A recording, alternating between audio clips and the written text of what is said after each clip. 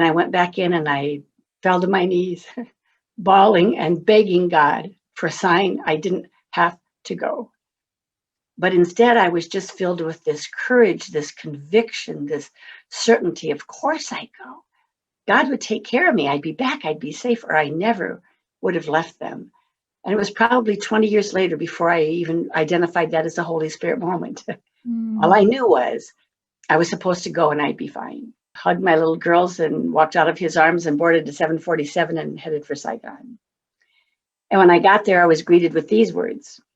Have you heard the news? Last night, President Gerald Ford okayed Operation Baby Lift. You won't help us take out 6 babies. You'll help us take out 300. Oh my gosh. Wow. That's when I knew I was on an assignment, a divine assignment, something much, much bigger than me. The New Mexico chapter asked if I would speak at their conference. And I said, I'm not a speaker. What would I even talk about? And they said, lessons you learned from Operation Baby Lift. And I knew then exactly what I was supposed to say. I thought it was going to be one speech. It turned out to be a career.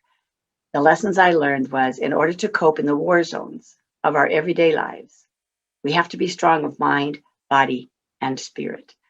And to be strong in these 3 ways, we have to nurture ourselves in these 3 ways every day. We can't just wait for weekends to sleep in late, eat a big breakfast, and go to church. So that was my first message, to care for your body, mind, and spirit to cope in your war zones. The second was to truly live your priorities. Don't just give lip service to it. If you say something is a priority, that's how you spend your time. And the third was, no matter your state in life, everybody can make a difference in this world.